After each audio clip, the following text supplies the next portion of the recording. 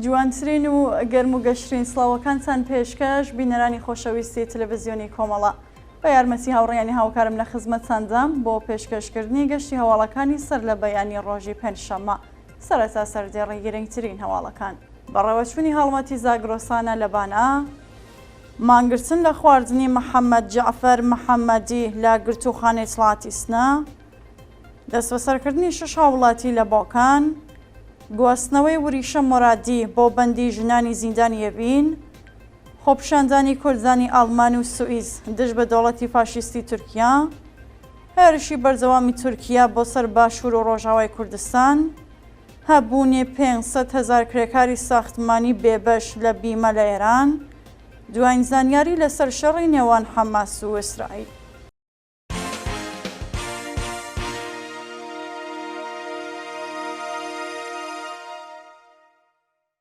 درێژە هەواڵەکان بەڕێوەچوونی هەڵمەتی زاگرۆسانە لە شاری بانە ڕۆژی چوارشەممە شەشی مانگی بەفرامباری 1402 هەڵمەتی زاگرۆسانە لەلایەن مامۆستایەکی قوتابخانەی یادگاری ئیمامی شاری بانە بۆ قوتابیەکانی بەڕێوەچوو لەو چالاکیەدا مامۆستای قوتابخانەی یادگاری شاری بانە وانەی پاراستنی ژینگە و سروشتی بۆ قوتابیانی قۆناغی سەرەتایی وتەوە و پێکەوە دەیان نەمام و دنکی بەڕوویان لە جاوینی چیاکانی بانەداشاند. مامۆستای قوتابخانەکە لەسەر بایەختان بە گرنگی ژینگەی تەندروست بۆ قوتابیان قسە و باسی کرد و ڕایگەیان کە هەر قوتابی دەتوانێت ژینگە پارێزێک بێت لە نێو بنەماڵەکەیدا. مانگرتن لە خواردنی محەممەد جەعفەر محەممەدی لە گرتوخانەی سڵاتی سنە محەممەد جەعفەر محەممەدی هاوڵاتی خەڵکی سنە کە بەرەبەیانی ڕۆژی دووشەممە چواری بەفرامبەر بە دوای هێرشی تڵاتی سوپای پاسداران دەست بەسەرکرا بوو لە ڕۆژی سێشەممە 5 بەفرامبارەوە لە نارزایەتی بە هەڵسوکەوتی وەحشیانەی هێزەکانی ڕژیم دەستی داوەتە مانگرتن لە خواردن. محەممەد جەعفەر محەممەدی باوکی دوو گەنجە کە پێشتر لە سەردەمی شۆڕشی ژنجیان ئازادیدا دەست بەسەرکرابوون و خۆشی لە چەند ڕۆژی ڕابردوودا دوای هێرشی هێزەکانی تڵاتی سوپا بۆ سەر ماڵەکەی با تونند و تیژەوە دەست بەسەرکرا. ناوبراوە لەسەر هەڵسوکەوتی دڕندانی هێزەمنیەکان سکاڵای تۆمار کردبوو هەر بۆ بۆنەشەوە هێزەکانی حکوومەت لە ڕێگەی شکاندنی درگا و پەنجەرەی ماڵەکەی هێرشیان کردووەتە سەری و ناوبراویان ڕفاندووە. دەست بەسەرکردنی شش هاوڵاتی لە بۆکان ڕۆژی دووشەممە چواری بەفرامباری 1402 شش هاوڵاتی خەڵکی بۆکان بە ناوەکانی مێهدی ڕزگار و سەلاح ڕەحیمی ئازەر کەماڵ خزری کەماڵ ناسری و ئەنوەر قاسمپور خەڵکی گوندی کانی ڕەش لەلایەن هێزەکانی ڕژیمەوە دەست بەسەرکران. بەپێ ڕاپۆرسەکان ئەو شش هاوڵاتیە بەبێ بەڵگەی قەزایی لەلایەن هێزەمنیەکانەوە دەست بەسەرکراون و کەماڵ خزری و کەماڵ ناسری پاش 7 سەعات لێپرسینەوە ئازادکراون. هەروەها ئەنوەر قاسمپور و سەلاح ڕزگار و مێهدی ڕەحیمی ئازەر پاش 2 ڕۆژ لێپرسینەوە لە گرتوخانە ئازادکراون. شایانی باسەکە هێشتا هۆکاری بەندکرانی ئەو شش شارۆمەندە ڕوون نییە. گواستنەوەی وریشە مۆرادی بۆ بەندی زیندانی ژنانی ئەڤین ڕۆژی سێشەممە 5 بەفرامباری 1402 هەتاوی وریشە مۆرادی ناسرا بە جواناسنە پاش کۆسایی هاتنی خۆناغەکانی لێپرسینەوە لە بەندی 209 زیندانی ئەڤینەوە ڕەوانەی بەندی ژنانی ئەو زیندانەکرا. وریشە مۆرادی لە کۆسایەکانی مانگی گەلاوێژی ئەمساڵ لەلایەن هێزەمنیەکانەوە لە دەوروبەری شاری سنە دەست بەسەر و ڕەوانەی بەندی ئەمنیەتی 209 زیندانی ئەڤین کرا. ناوبراو لە ماوەی بەندکردنیدا لە دەستڕاگەیشتمە پارێزەر و چاوپێکەوتن لەگەڵ بنەماڵەکەی بێبەش و بە مەبەستی جانپێدانانی زۆرەم لێ بە سەختیە شکەنجەوە ئازاردرا. ئەو ژنە چالاکوانە ڕۆژی سێشەممە پاش کۆسایی هاتنی خۆناغەکانی لێپرسینەوە ڕەوانەی بەندی ژنانی زیندانی ئەڤین کراوە. خۆپیشاندانی کوردانی ئەڵمانی و سوئیس دژ بە دەوڵەتی فاشیستی تورکیا ڕۆژی چوارشەممە ششی مانگی بەفرامبار کۆرزانی زانیشتووی هەرزوو وڵاتی ئەڵمان و سوئیس دژ بە هێرشەکانی دەوڵەتی تورکیا بۆ سەر ڕۆژاوی کوردستان خۆپیشاندانیان کرد. بە پێڕاپۆرسەکان کۆرزانی دانیشتووی شارەکانی مونیخی ئەڵمان و زوریخی سوئیس ئەوە دەستەوەگرتنی ئاڵاکانی یەپەگە و یەپەژە و ڕۆژاوای کوردستان دژ بە دەوڵەتی فاشیستی تورکیا دروشمیان بەرز کردوێتەوە. خۆپیشاندەران خوازیاری ڕاگررتنی شەڕبوون و بێجەنگی کۆمەڵگای جیهانیان لە ئاست جنایەتەکانی دەوڵەتی تورک لە باکووری سووریا مایەی شەرمی مرۆڤایەتی زانی. هەرشی بەردەوامی تورکیا بۆ سەر باشوور و ڕۆژاوای کوردستان. لە ماوەی 24 کاتژمێری ڕابردوودا فڕۆکەکانی دەوڵەتی تورکیا 59 ناوچەیان لە باشوور و ڕۆژاوای کوردستان کردووەتە ئامانج و هێشتا ڕێژە زیانەکان یاشکرا نەکراوە. بە پێزانیاریەکان ڕۆژی چوارشەممە بە 5 درۆن هێرشکراوەتە سەر گوندی ساڵیاوە و کانی میرانی سەر بە قەزای پێنجوێن و گوندی تووتەقەڵ لە سنووری ناحیەی ئاغاجەلەری سەر بە قەزای چەمچەماڵ بۆرزمان کراوە. بە پێزانیاریەکان تەنیا لە ماوەی 24 کاتژمێری ڕابردوودا 20 جار باکووری هەمیرێمی کوردستان لەلایەن دەوڵەتی تورکیاوە بۆرزمان کراوە. لە لایەکی دیکەوە بازگەکانی پشکنینی کۆبانێ، شێرا، شەران و هیلینج کراوەتە ئامانج. جادەی حەلەب، گوندی مەرنازی عەفرین و گوندی تەلقەرە لە کانتۆنی شەهبا لە ڕێگەی تۆپخانەوە بۆرزمان کراوە. بازگەی پشکنینی ئاموودە، جادەی قامیشلی و حەسەکە، ماڵی هاوڵاتیانی مەدەنی لە دەربەستیا، وێزگەی قەتاری قامیشلی و گوندی تەوێڵا لە تەلتەمر لە ڕێگەی پەهبادەوە موشکباران کراوە. جێگە ئاماژەیەکە بەرپرسانی خۆبەڕێوەبەری ڕۆژاوای کوردستان هێشتا ڕێژەی زیانە گیانی و مادیەکانی و هێشانیان ئاشکرا نەکردووە. درێژەی مانگرتنی کرێکارانی گروپی میلی فولادی ئەحواز.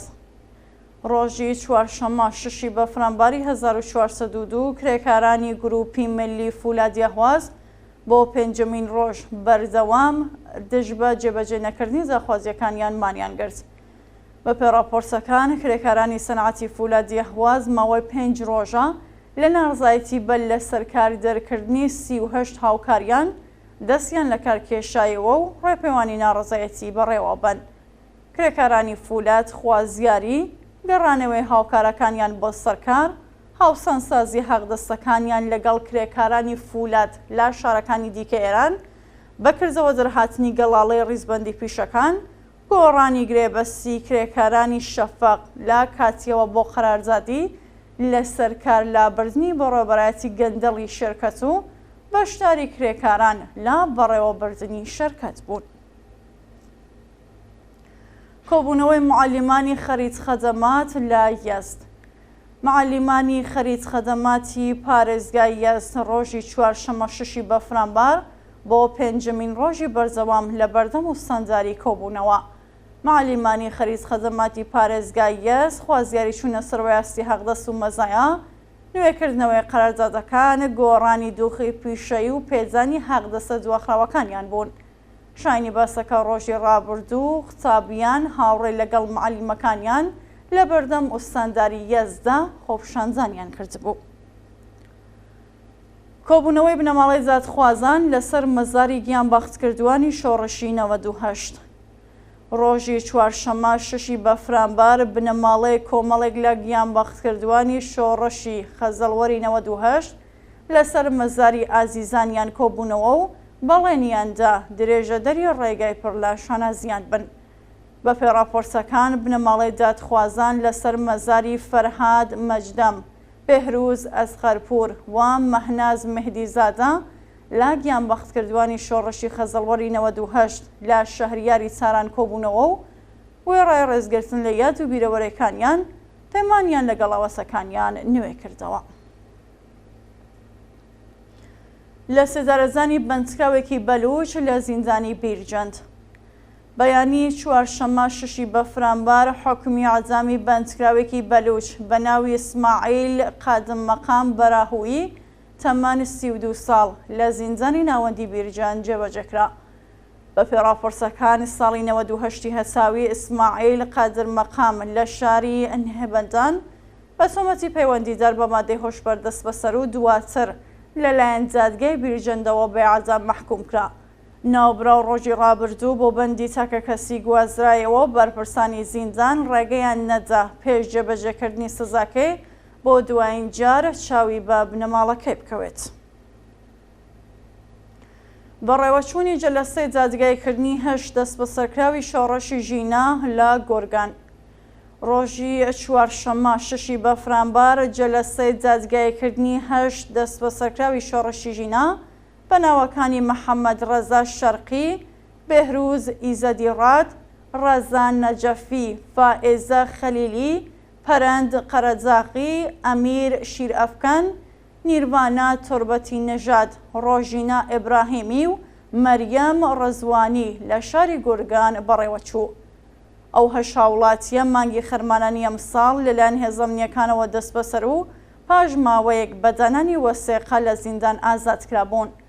بە پێزانیاریەکان لە قیەکی جادگای ئینقلابی گۆرگان ئەو 8 کەسەی بە ئیجماع و تەبانی دژبامنیەتی نەتەوەیی ئەندامەتی لە دەستە و گروپی نایاسایی بۆ تێکدان یاسایشی وڵات و تەبلیغ دژی نیزام تۆمەتبار کردووە. هەبوونی 500,000 کرێکاری ساختمانی بێبەش لە بیمە لە ئێران. سەرۆکی هەنجومەنی سنفی کرێکارانی ساختمانی ڕۆژی چوارشەممە 6 بەفرامبار ڕایگەیاند کرێکارانی ساختمانی تەنیا 6% شاغڵینی ئێران پێکدێنن، بەڵام نزیکەی 50% ڕووداوەکانی کار لە نێو ئەو بەشەدا ڕوئەدات.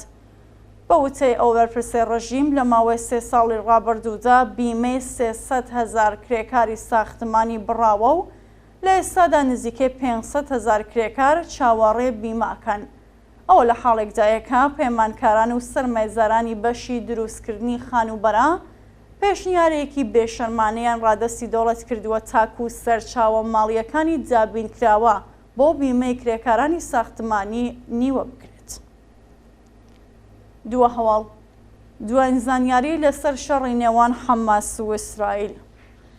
ڕۆژی چوارشەممە 6 بەفرامباری 1402 هێرشەکانی ئیسرائیل بۆ سەرکەرتی غەزە و کەرانەی باختەری بەردەوام بوو بەدەیان کەسی دیکە بوونە قوربانی. بە پێی راپۆرسەکانی ئەرتەشی ئیسرائیل لە ڕێگەی ئاسمان، دەریا و زەمینەوە ناوەندی غەزە، خان یونس و جەبالیای بە چڕی بردومان کرد و هاوکات ناوچەیەکی لە کەرانەی باختەری کردە ئامانج کە بەهۆیەوە 6 کەس گیانیان نەدەسا.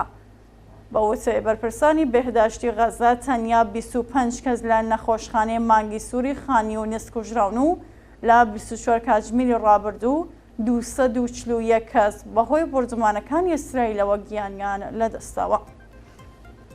بینەرانی خۆشەویست هەواڵەکانتان پێشکەشکە هەر شاد و واست.